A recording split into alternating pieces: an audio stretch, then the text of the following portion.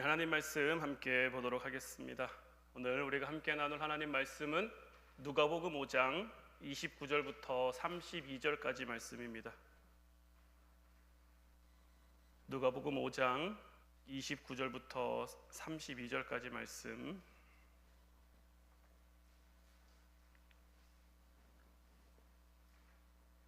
우리 다 같이 한 목소리로 말씀 함께 보도록 하겠습니다. 레위가 예수를 위하여 자기 집에서 큰 잔치를 하니 세리와 다른 사람이 많이 함께 앉아 있는지라. 바리새인과 그들의 서기관들이 그 제자들을 비방하여 이르되 너희가 어찌하여 세리와 죄인과 함께 먹고 마시느냐. 예수께서 대답하여 이르시되 건강한 자에게는 의사가 쓸데없고 병든 자에게라야 쓸데있나니 내가 의인을 부르러 온 것이 아니요 죄인을 불러 회개시키러 왔노라. 아멘. 오늘 이 시간에는 목적을 붙들어야 한다라는 제목 가지고 우리가 함께 말씀 나누고 기도하기를 원합니다. 우리가 지난 수요 기도 시간에 목적을 확인해야 한다라는 제목 가지고 말씀 나누며 우리의 삶 가운데 하나님이 우리를 보내신 그 분명한 목적을 깨닫지 못하면 우리의 삶의 방향을 온전히 잡을 수 없다라는 그 말씀을 함께 나눴죠. 그래서 우리는 끊임없이 내가 지금 하나님 앞에 기쁨이 되고 있는지, 하나님이 내게 무엇 하시기를 원하는지, 어떻게 하시기를 원하는지 끊임없이 물으며 하나님이 나를 그 보내신 목적을 확인해야 된다라는 말씀을 함께 나눴는데, 우리가 그 목적을 확인했다면 확인한 것으로 끝날 것이 아니라 그 목적을 온전히 붙드는 삶을 살아가야 하는 것. 오늘 본문 29절 30절 말씀 다시 보면 레위가 예수를 위하여 자기 집에서 큰 잔치를 하니 세리와 다른 사람이 많이 함께 앉아 있는지라. 바리새인과 그들의 서기관들이 그 제자들을 비방하여 이르되 너희가 어찌하여 세리와 죄인과 함께 먹고 마시느냐. 자, 예수님이 레위의 집을 가셨는데 이 레위는 세리죠. 그러니까 예수님이 세리의 집에 들어가신 거예요. 그러니까 바리새인과 서기관들이 예수님을 공격해 오는 거죠. 당시 세리는 죄인의 상징이었는데 그 세리의 집에 들어가시니 죄인의 집에 머물렀다, 죄인과 함께한다 이런 말들을 해대며 예수님을 책잡고 있는 거죠. 그런데 오늘 말씀을 보면요, 예수님은 그들과 싸우지 않습니다. 그들은 예수님에게 싸움을 걸어오는데 예수님은 그들과 싸우시는 것이 아니라 항상 그렇듯이 예수님은 그들을 향해 예수님이 이 땅에 오신 그 목적을 얘기하고 계신 거죠. 우리가 수요기도의 시간에 본 그 안식일 논쟁에서도 안식일의 목적을 말씀하셨고 안식일이 왜 있는지를 말씀하셨고, 이번에도 이제 죄인의 집에 왜 들어가느냐, 왜 죄인과 함께 하느냐라는 그들의 어떤 그 공격 앞에 목적으로, 예수님이 이 땅에 오신 목적으로 답하고 계신데 31절 32절 말씀 이어서 보면 예수께서 대답하여 이르시되 건강한 자에게는 의사가 쓸데없고 병든 자에게라야 쓸데있나니 내가 의인을 부르러 온 것이 아니요 죄인을 불러 회개시키러 왔노라. 예수님이 이 땅에 오신 목적은 죄인을 불러 회개시킬 그 목적을 가지고 이 땅에 왔다라는 거죠. 나는 이거 하러 왔는데, 나는 이 일 하러 왔는데 이게 뭐 문제가 되느냐? 이렇게 예수님이 이 땅에 오신 그 목적에 대해서 확인하시고 그 목적을 붙들고 그것을 이야기하시니까 다툴 일이 없는 거죠. 그러니까 지난 시간에 말씀드린 것처럼 갈등은 여전히 존재하죠. 예수님을 책잡기 위해, 예수님을 넘어뜨리기 위해, 예수님을 죽이기 위해 그들은 여전히 예수님에게 갈등 요소를 가지고 오지만 예수님이 이 땅에 오신 그 목적을 확인하시고 그 목적을 온전히 붙들고 있으니까 이것을 이기고 끝까지 맡겨주신 길을 걸어갈 수 있는 힘이 생기는 거예요. 그런데 우리는요, 자꾸만 싸워 이겨야 갈등이 없어질 것 같으니까 맨날 우리 주변에 있는 바리새인들과 싸우고 우리에게 주어진 유혹과 싸우고 문제와 싸우고, 그런데요, 갈등과 유혹과 이런 문제는요 우리가 죽을 때까지 끊이지 않고 계속 오는 거예요. 이것만 넘어지면 좀 괜찮아지겠지, 이 문제만 지나면 괜찮아지겠지. 아니요, 그때뿐인 거예요. 또 다른 문제가, 또 다른 어려움이 우리에게 늘 찾아오는 거고요. 우리는 그 가운데 하나님이 우리를 보내신 그 목적을 확인하고 그 목적을 붙잡아야 그 갈등 가운데, 문제 가운데, 어려움 가운데 그것을 이겨내고 끝까지 하나님 앞에 설 수 있는 그 능력과 힘을 얻게 되는 거예요. 마태복음 23장을 보면요, 예수님께서 외식하는 서기관과 바리새인들을 강하게 질책하시는 장면이 나오는데, 그 가운데 마태복음 23장 23절 말씀을 보면요, 화 있을진저 외식하는 서기관들과 바리새인들이여, 너희가 박하와 회향과 근체의 11조는 드리되 율법에 더 중한 바 정의와 긍휼과 믿음은 버렸다 라고 이야기하시면서, 그러나 이것도 행하고 저것도 버리지 말아야 할 것이니라고 말씀하고 계신데, 자, 여러분들 박하와 회향과 근체가 뭔지 아시나요? 뭐 사진에서 여러분들이 잘 보이시는지 모르겠지만 제일 왼편에 보이는 게 박하. 그래도 박하잎은 여러분들 좀 보신 적 있으시죠? 제일 왼편에 있는 게 박하고요, 가운데 있는 게 회향이고요, 그리고 제일 끝에 있는 게 근체라는 거예요. 박하는 뭐 우리가 잘 아는 대로 그 박한 잎인 거고요, 근체는 약간 파슬리 그런 계통의 그런 식물이고요, 근체는 그 씨를 가지고 먹는, 저 씨가 약간 큐민 같은 그러한 계열, 그래서 먹으면 약간 매운맛이 나는, 저 세 가지 다 어떤 목적으로 쓰이느냐? 향신료로 쓰이는 그런 거예요. 박하도 향신료, 근체도 향신료, 회향도 향신료. 그러니까 이런 것들은 주된 재료로 쓰이는 게 아니죠. 그런데 예수님께서 지금 무엇을 말씀하십니까? 바리새인들이요, 저 박하에 11조도 드리고 회향에 11조도 드리고 근체에 11조도 드린대요. 저건 어떻게 11조를 드릴까요? 자, 여러분들이 바리새인이에요. 바리새인, 제가 여러분들에게 바리새인들이 이 율법을 어떻게 지키는지에 대해서 몇 차례 설명을 드렸죠. 정말 목숨처럼 여기는 이 율법 조항들인데, 자, 저것에 11조를 드려야 돼요. 어떻게 드릴까요? 박하나 회향 같은 경우에는요, 그 잎사귀 수를 다 셉니다. 잎사귀가 몇 개 달려 있는지. 그래서 그 잎사귀 수의 11조를 정확하게 구별해서 드리는 거예요. 그러면 근체는 저 씨앗, 지금 저 통 안에 담겨 있는 것만 봐도 한 몇천 개는 될 정도로 많아 보이죠. 그런데 이 사람들이 얼마나 지독하냐면요, 저 숫자를 일일이 씨앗 하나하나 다 세는 거예요. 그래서 정확하게 10의 1을 구별해서 드리는 거예요. 그러니까 그들이 율법을 이렇게 철저하게 목숨 걸고 지키려고 하는데, 예수님이 지금 말씀하시는 바는 뭡니까?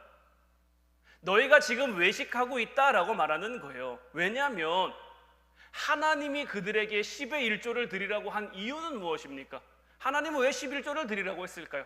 정확하게 구별해서 요만큼도 틀리지 않고 하나님 앞에 정확하게 계산해서 드려야 이게 맞는 11조다. 하나님이 이런 거, 뭐 계산하는 능력, 잘 구별하는 능력, 이거 보시려고 11조를 드리라고 한 겁니까? 아니죠. 우리가 가진 모든 것, 우리가 누리고 있는 그 모든 것들은 다 하나님으로부터 온 거죠. 하나님이 우리에게 주신 거란 말이에요. 그래서 원래는 하나님 거니까 하나님이 다 가져가셔도 우리는 하나님 앞에 아무런 얘기를 할 수가 없어요. 아무런 말 할 수 없는데, 하나님이 우리에게 어떻게 보면 은혜를 베풀어 주신 거예요. 10개 중 하나를 드리면 전부를 드린 것처럼 내가 여겨주겠다. 그러니 너희가 이 세상을 살아가는 동안에 10의 9은 너희들의 삶을 위해서 쓰고 하나는 구별해서 하나님 앞에 올려드려라. 그럼 자, 우리의 삶 가운데요, 하나를 먼저 구별해야 될까요? 9개를 먼저 떼놔야 될까요? 1대 9로 나누는 건 똑같아요. 하나를 먼저 구별하든지 9개를 먼저 떼든지, 하나와 9을 구별하는 건 똑같지만요, 우리의 삶의 우선은요, 하나를 구별하는 데부터 시작해야 되는 거예요.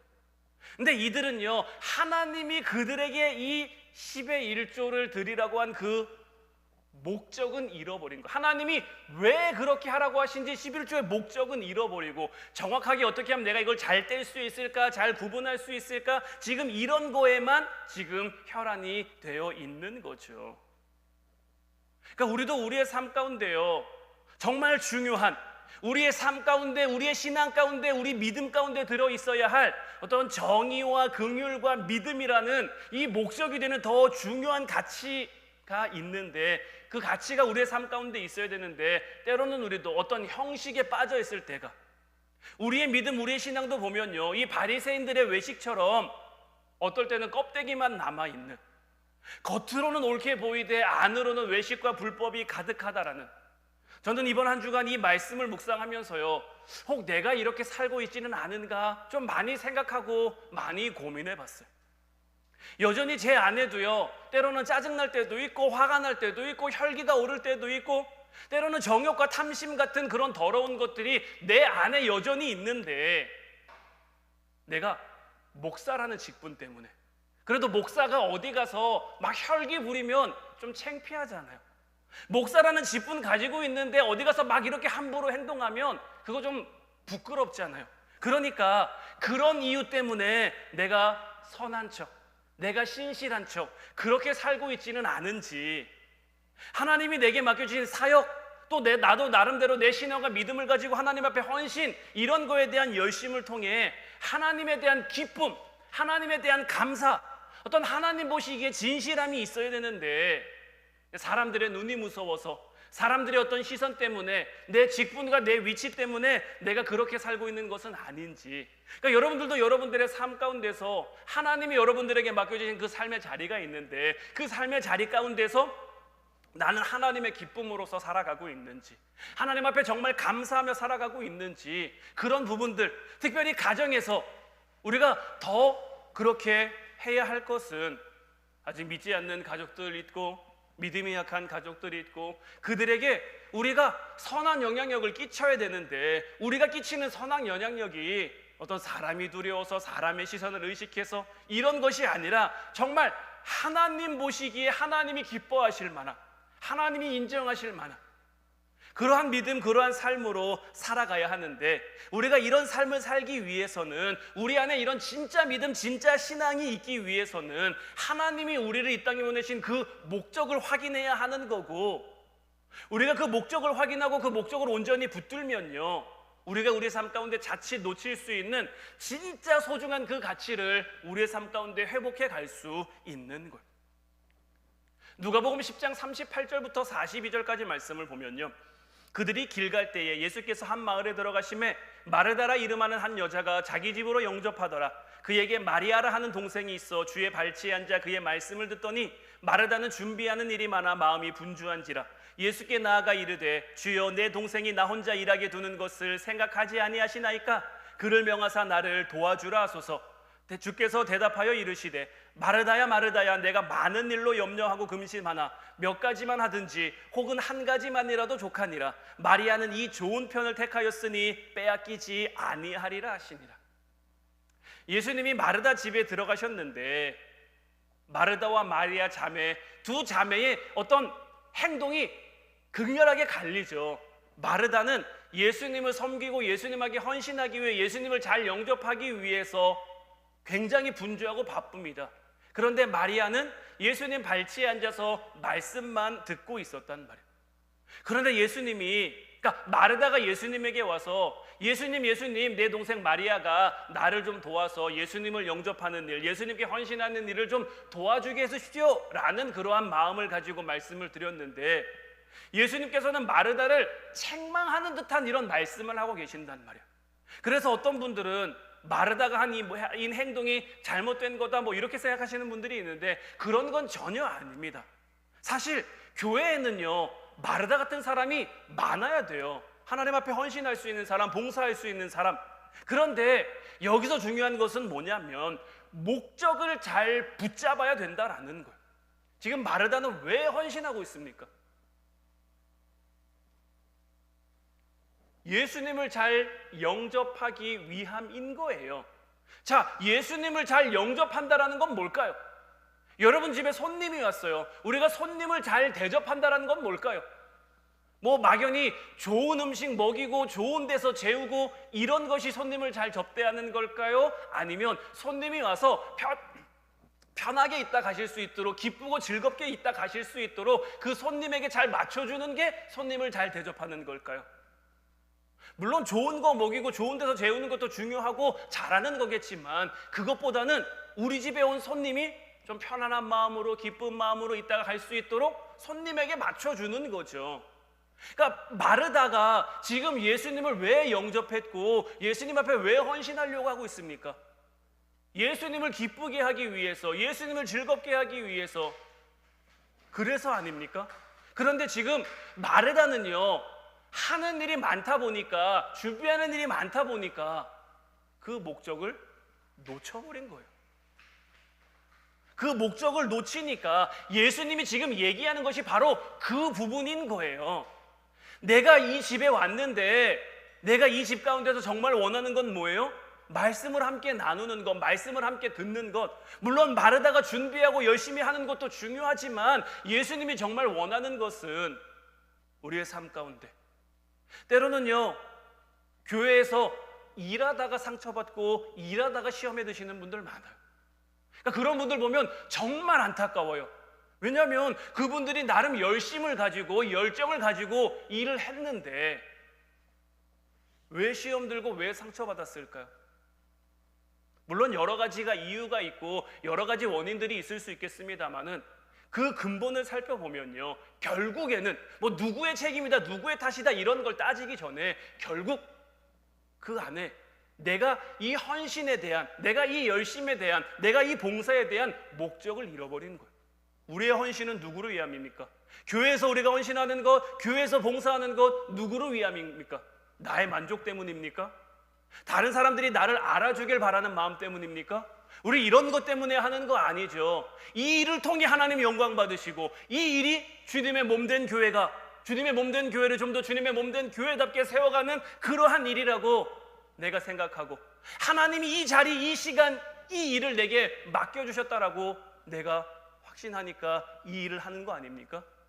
이 목적을 가지고 우리가 이 일을 시작했다면 끝까지 이 목적을 놓치지 말아야 되는 거예요. 이 목적을 붙잡고 있어야 시험 들지 않고 상처받지 않고 끝까지 어떠한 어려움, 말씀드린 것처럼 자, 예수님이 가시는 곳곳마다도요 갈등은 언제나 일어납니다. 바리새인들은 언제 와서 시비 걸고요 예수님 죽이려고 하고요, 그런 갈등 요소들, 문제 요소들을 늘 가지고 온단 말이에요. 그런데 예수님께서 끝까지 십자가의 길을 걸어가실 수 있었던 그 비결은 뭡니까? 하나님이 예수님을 이 땅에 보내신 그 목적을 놓치지 않은 것, 그 목적을 잃지 않은 것, 그 목적을 확실하게 붙잡고 있었던 것, 이것이 예수님을 예수님으로서 십자가의 길을 끝까지 가게 한 거고요, 우리의 삶에도 마찬가지인 거예요. 하나님이 내게 맡겨주신 삶의 자리에서, 하나님이 나를 보내신 곳에서 하나님이 내게 원하시는 것, 그래서 우리가 주님께 늘 물어야 될, 우리가 지난 기도의 시간에 함께 기도했던 거, 주님, 내가 지금 주님께 기쁨이 되고 있습니까?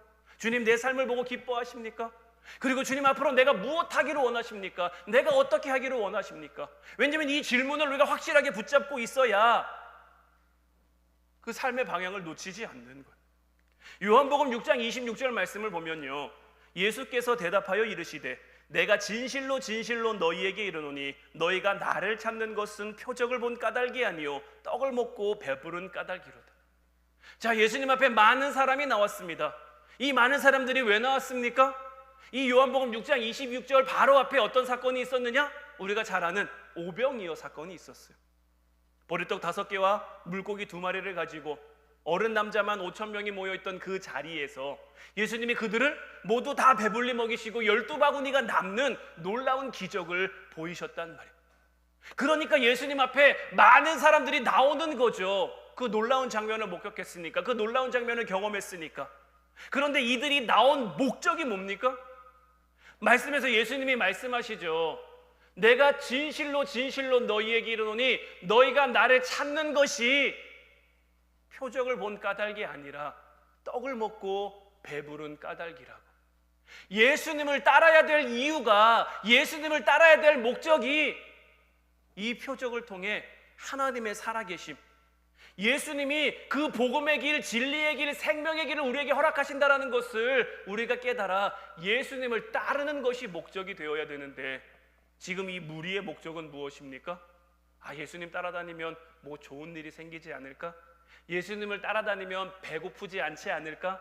예수님을 따라다니면 이렇게 이런 일들만 많이 생기지 않을까? 그러니까 목적이 잘못되니까, 자, 예수님이 가는 곳곳마다 많은 무리가 따랐는데요, 이 많은 무리 예수님이 잡히실 때, 예수님이 십자가 지실 때 다 어디 갔습니까?